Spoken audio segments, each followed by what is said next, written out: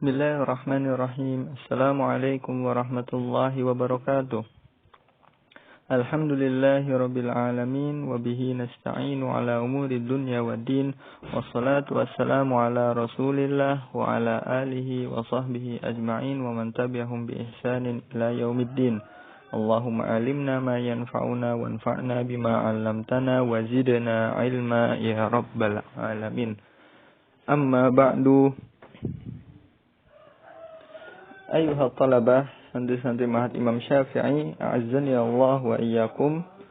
Santri-santri Ma'had Imam Syafi'i yang belajar di rumah, semoga Allah Subhanahu wa ta'ala memberi rahmat kepada kita semuanya.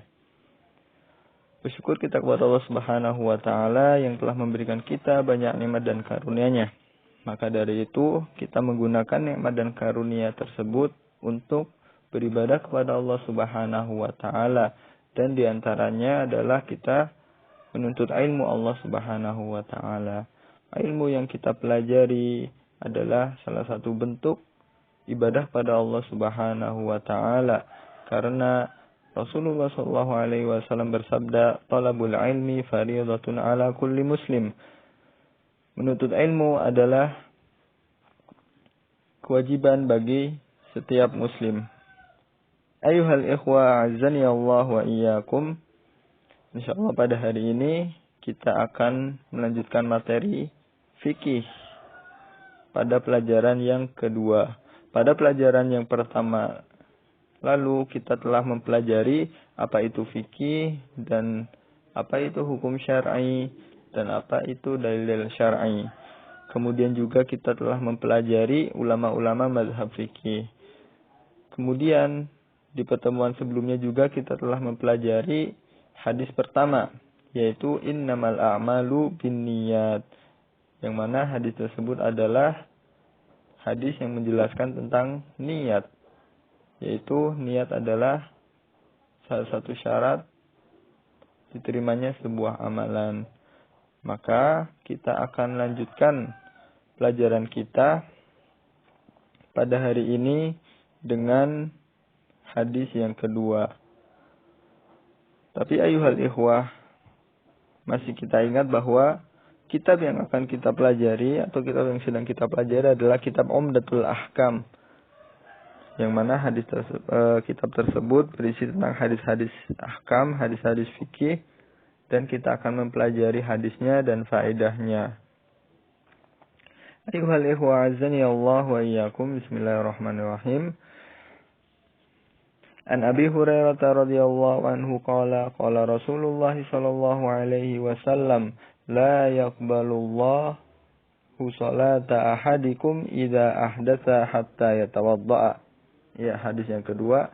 An Abi Hurairah radhiyallahu anhu qala Rasulullah sallallahu alaihi wasallam la yaqbalullahu salata ahadikum idza ahdatsa hatta yatawaddaa.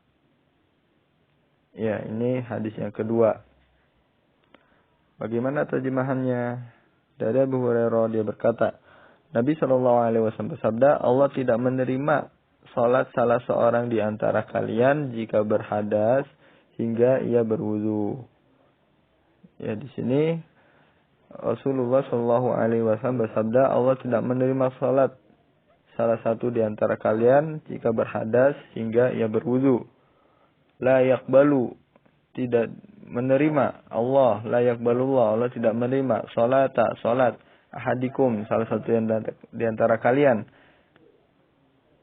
idza ahdasa hatta yatawadda, apabila idza ahdasa berhadas hatta hingga yatawadda berwudu. Ya, hadis ini ayuhal ikhwa azani Allah wa iyyakum menunjukkan tentang wudu, yang mana Allah Subhanahu wa ta'ala mensyaratkan seseorang yang ingin melakukan sholat harus berwudu. Maka di dalam hadis ini Allah Subhanahu wa ta'ala tidak menerima salah satu di antara kalian, sholat di antara kalian apabila berhadas hingga berwudu. Nah, di sini kita tahu bahwa Allah bisa menerima sebuah amalan atau tidak menerima. Maka amalan yang diterima oleh Allah Subhanahu wa taala adalah amalan yang memenuhi syarat-syaratnya. Kemudian ketika melakukannya juga ikhlas karena Allah dan sesuai dengan anjuran yang dilakukan oleh Rasulullah. Kemudian setelah beramal juga dia ikhlas, tidak melakukan riya atau sum'ah, berbicara kepada orang-orang bahwa dia telah melakukan ini dan itu namanya sum'ah. Nah, itulah diterima oleh Allah Subhanahu wa taala. Tapi kalau dia dari awalnya niatnya bukan karena Allah, kemudian ketika melakukannya ngasal-ngasalan, tidak sesuai dengan yang dianjurkan atau yang disunahkan, yang dicontohkan oleh Rasulullah. Kemudian setelah amalan itu dia melakukan perbuatan sum'ah, yaitu bercerita-cerita, saya telah melakukan ini, saya telah melakukan sholat ini, saya telah melakukan puasa ini, agar dipuji orang, agar didengar orang lain. Maka hal tersebut tidak sesuai dengan yang Allah inginkan. Maka Allah Subhanahu wa taala tidak akan menerima amalan yang seperti itu. Sebelum beramal, niatnya bukan karena Allah. Ketika beramal, tidak sesuai dengan contoh Rasulullah. Dan setelah beramal malah melakukan perbuatan sum'ah, ingin dibicarakan. Maka tidak diterima oleh Allah Subhanahu wa taala. Maka amalan yang diterima oleh Allah, yaitu amalan yang dari awalnya dia ikhlas karena Allah. Ketika mengerjakannya sesuai dengan tata cara Rasulullah. Setelah mengerjakannya, dia tidak ingin dipuji, tidak ingin cerita-cerita ke orang lain, cerita kepada orang lain telah melakukan ini. Nah itu, seumpama lakukan sholat. Seseorang melakukan sholat. Seseorang melakukan sholat, sebelum sholatnya ikhlas karena Allah Subhanahu wa taala, berangkat ke masjid dengan niat penuh, tulus, ikhlas lillahi ta'ala. Kemudian ketika melakukan sholat, dia khusyuk. Kemudian rukun-rukun sholat yang wajib dalam sholat, sunnah-sunnah di dalam sholat dilakukan dengan penuh khusyuk. Kemudian setelah sholat, dia tidak memamerkan amalannya, bahkan berharap untuk diterima oleh Allah Subhanahu wa taala. Maka amalan yang seperti itulah yang akan diterima oleh Allah Subhanahu wa taala. Allah tidak menerima sholat. Nah, berarti di sini dijelaskan bahwa Allah bisa menerima amalan atau tidak bisa menerima amalan. Salah seorang di antara kalian jika berhadas. Nah, apa itu hadas? Hadas itu ada dua. Hadas aswar sama hadas akbar. Yaitu hadas kecil dan hadas besar. Hadas kecil itu adalah pembatal-pembatal wudu. Seperti kencing, buang air besar, kemudian mengeluarkan muntah, mengeluarkan air darah dengan banyak. Itu salah satu pembatal-pembatal wudu. Kemudian juga banyak sekali ya pembatal wudu, kentut, kemudian bersenggama dengan perempuan yang bukan, kemudian menyentuh perempuan, bagi Imam Syafi'i itu menyentuh perempuan yang bukan mahram tanpa penghalang. Menyentuh lawan jenis bukan mahram tanpa penghalang itu membatalkan. Itu bagi mazhab Imam Syafi'i. Itulah diantara pembatal-pembatal wudu itu hadas kecil. Nah, ketika berhadas apa yang dilakukan? Yaitu berwudu, kemudian sholat. Kemudian ada lagi istilahnya hadas besar. Atau hadas besar, istilah lain dari hadas besar adalah junub.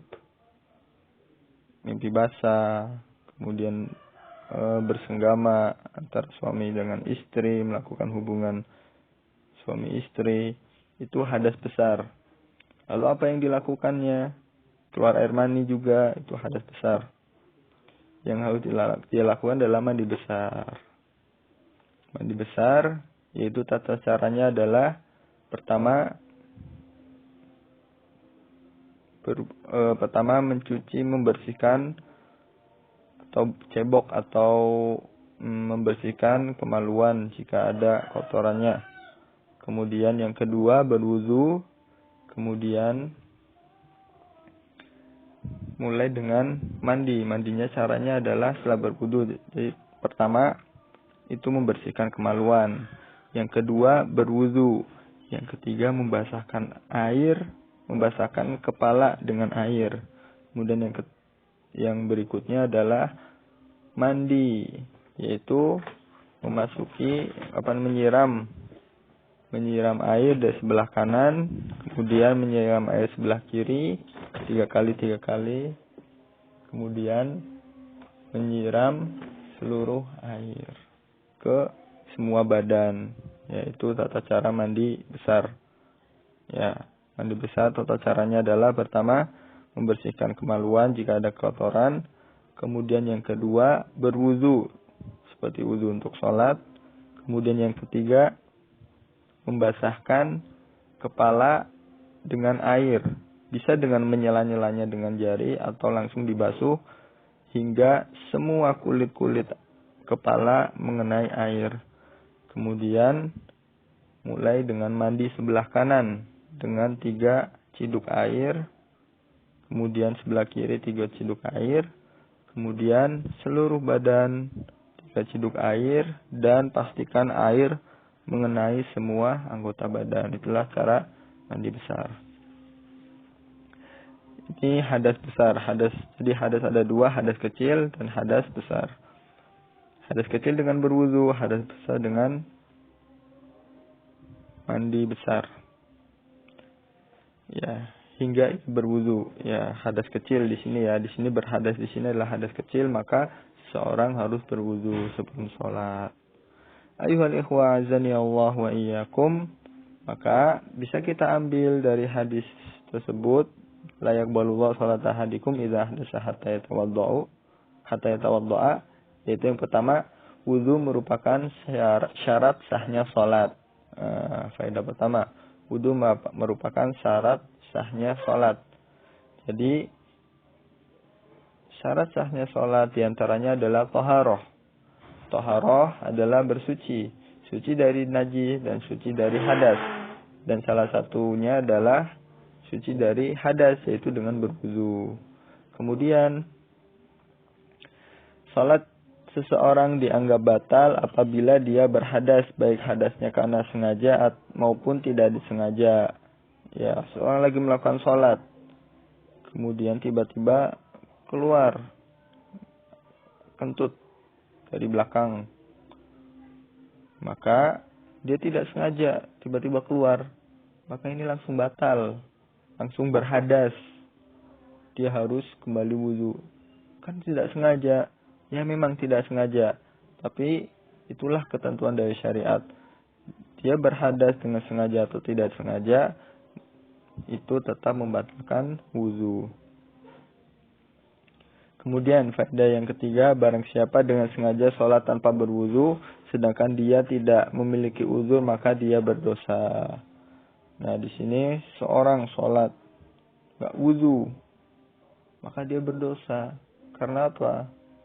Karena dia tidak benar-benar melakukan tata cara sholat sesuai dengan yang dicontohkan oleh Rasulullah.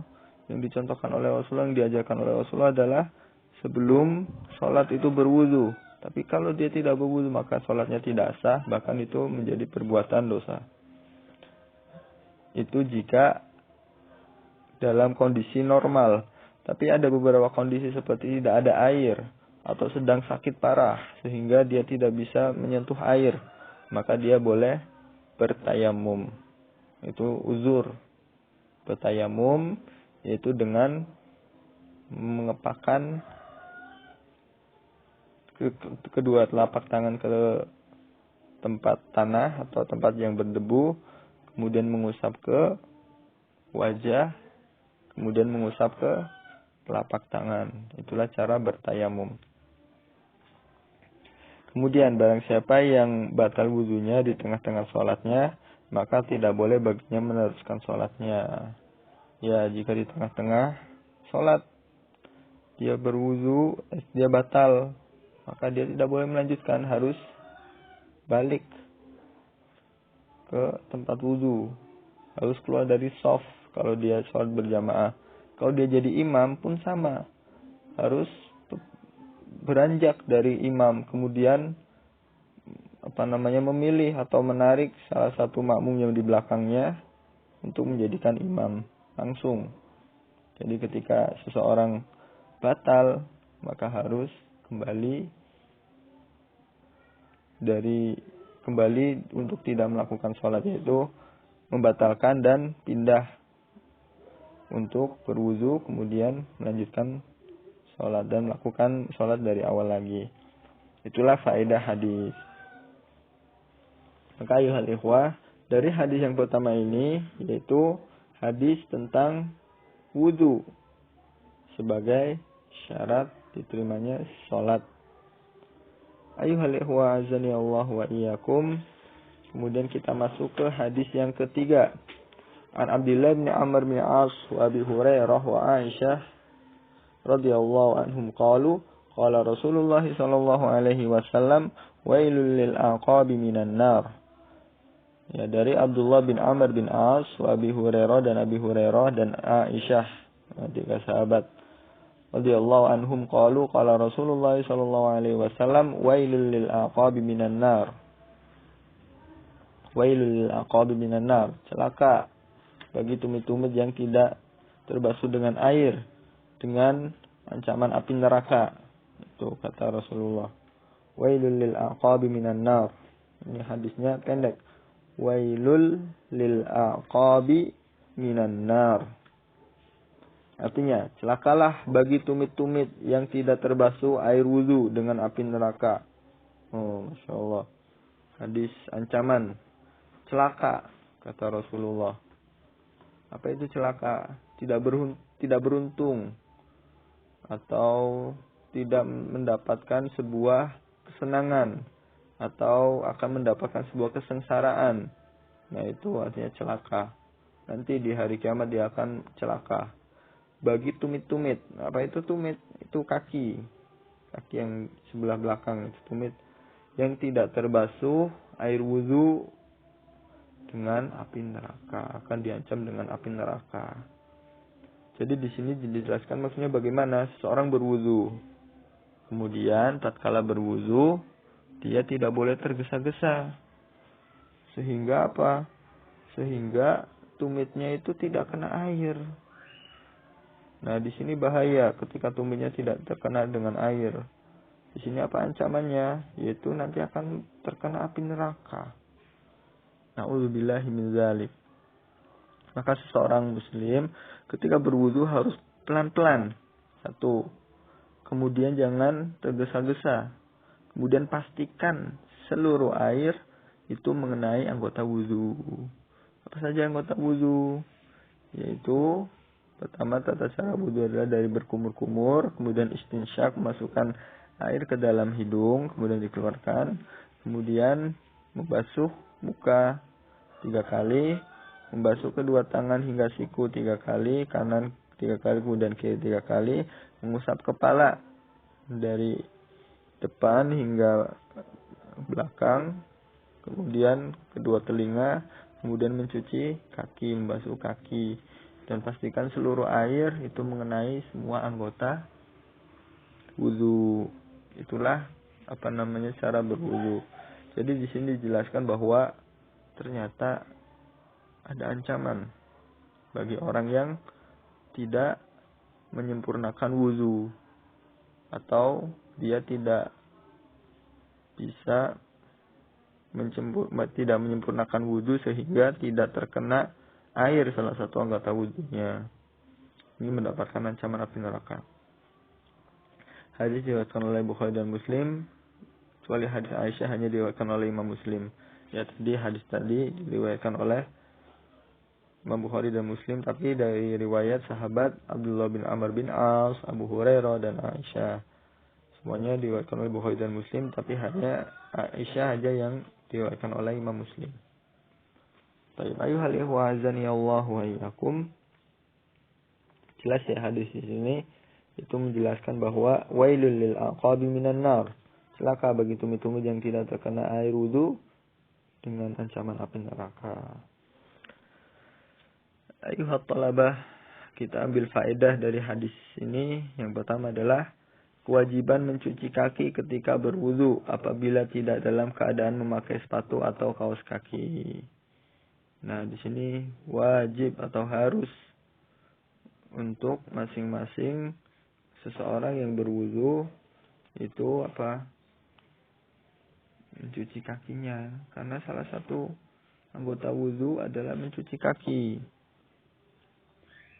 Dan sebuah hadis Allah Subhanahu wa taala berfirman, "Fa idza qumtum ila sholati faghsilu wujuhakum wa aydiyakum ilal marafiqi wamsahu bi ru'usikum wa arjulakum ilal ka'bain." Itu dalam ayat Al-Qur'an. Apabila kalian hendak melakukan sholat, maka basuhlah wajah-wajah kalian dan kedua tangan kalian, kemudian basuhlah kepala kalian dan kedua kaki kalian dicuci, diusap kedua kepala dan dibasuh kedua kakinya. Nah, ini dari ayat ini jelas bahwa Allah Subhanahu wa taala menetapkan kaki salah satu anggota wudu. Kemudian, ancamankah bagi orang yang meninggalkan sebagian anggota wudu tidak terbasuh oleh air? Nah, di sini Allah Subhanahu wa taala memberi ancaman. Jika ada di dalam Al-Qur'an atau di dalam hadis itu ancaman, maka perbuatan tersebut adalah perbuatan dosa. Atau perbuatan tersebut itu adalah dilarang atau hukumnya adalah haram. Larangan, ancaman itu adalah hukumnya adalah haram dan orang yang melakukannya adalah akan mendapatkan dosa.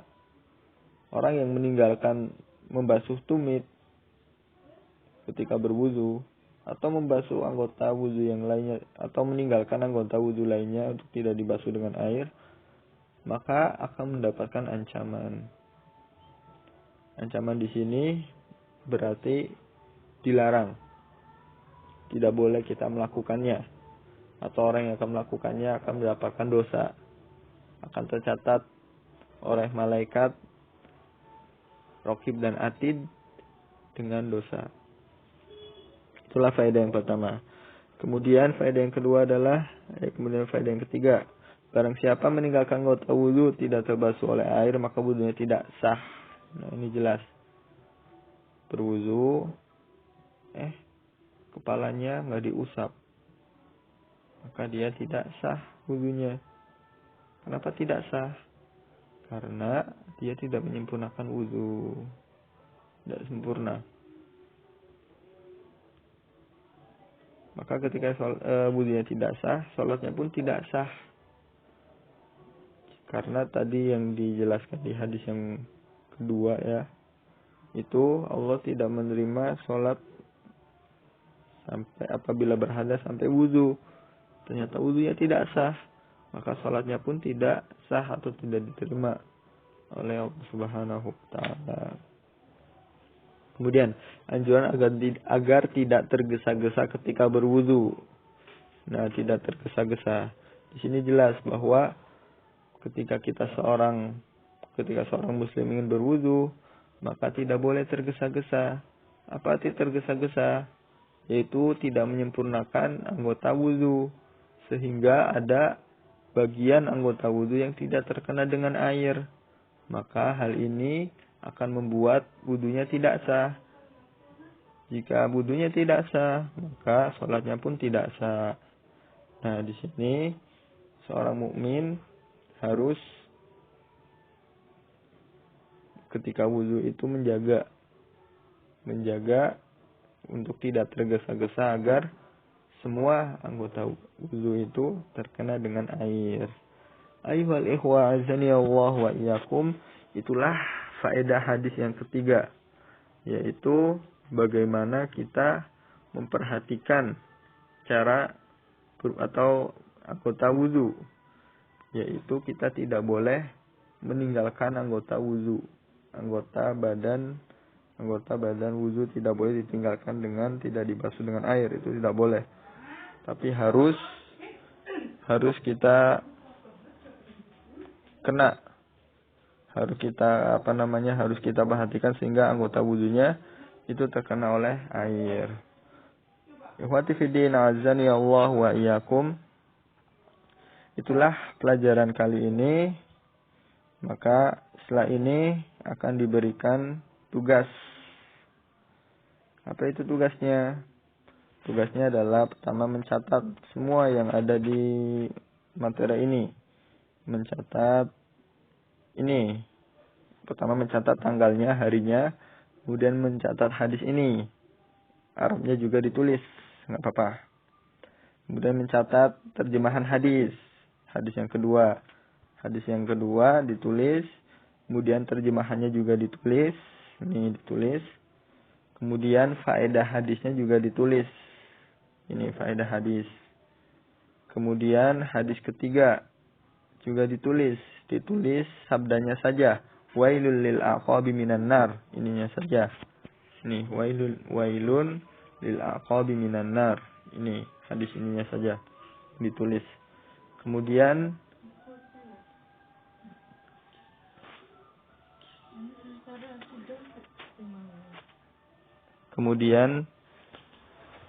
yang ditulis adalah terjemahan hadis yang ketiga. Yaitu terjemahan hadis yang ketiga adalah celaka bagi tumit-tumit yang tidak terkena dengan air wudu. Kemudian faedah hadis yang ketiga itu pun ditulis. Ya 1, 2, 3, 4 itu semuanya ditulis. Nah, inilah tugas pada hari ini. Kemudian soalnya adalah bagaimana cara mandi besar yang benar. Nah, itu ditulis. Jawabannya ada di video ini. Silahkan di flashback lagi video ini dan jawab pertanyaan bagaimana tata cara mandi besar yang benar. Nah, itulah pelajaran kali ini. Akhiru da'wana alhamdulillahi rabbil alamin. Nakhtatim bidu'ai kafautil majlis. Subhanakallahumma wa bihamdika asyhadu an la ilaha illa anta astaghfiruka wa atubu ilaik. Assalamu alaikum warahmatullahi wabarakatuh.